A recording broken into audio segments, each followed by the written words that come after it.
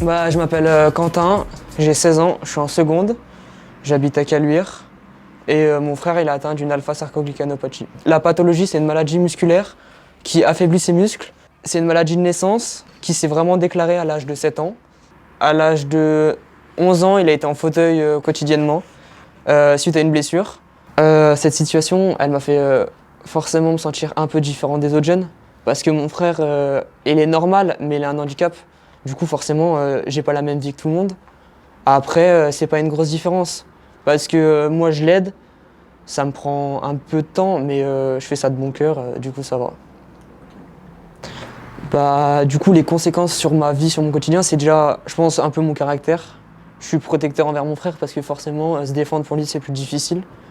Après, ça a peut-être aussi un peu influencé sur mes choix d'études, vu que du coup, je vais peut-être soit faire le droit, soit faire l'armée. C'est toujours défendre quelque chose en soi. C'est soit défendre un client, soit défendre un pays. Aussi, ça m'a influencé dans le domaine du sport. Vu que je vois mon frère, il peut pas faire de sport, peut-être qu'il aimerait en faire lui. Donc c'est un choix aussi, mais j'aime beaucoup le sport. Mais du coup, je me dis qu'en soi, j'ai pas le droit de me plaindre des choses bizarres. Par exemple, j'ai la flemme de le lever et tout. J'ai pas le droit de me plaindre de ça parce qu'il y a certaines personnes, elles peuvent pas le faire ça. Mais en soi, mon frère, il a pas eu le pire handicap, c'est juste physique, c'est pas mental. Donc ça demande pas tant d'efforts que ça. Il est intelligent, il s'est fait des amis. C'est pas un poids, il est vraiment autonome. Cette vie d'aidant, ouais, elle a quand même aidé à me construire parce que c'est des expériences différentes. Ça s'est déclaré à 7 ans.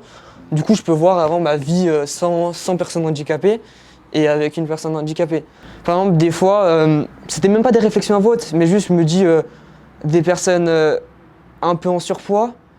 Genre, je me disais, elle pourrait faire du sport. Maintenant, je me dis, ça se trouve, il a un handicap. Quelqu'un qui marche pas correctement ou quelqu'un qui a un certain problème, je me dis, ça peut être un handicap, une maladie. Je me dis pas, juste, il est bizarre. Ouais, faut voir ça comme une épreuve et faut pas voir ça comme une fatalité. Parce que si tu te laisses abattre, faut se dire que c'est moins drôle pour lui.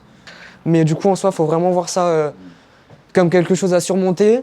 Et qu'on sera tous plus heureux si on aide la personne, parce que nous, forcément, elle la rendra l'aide.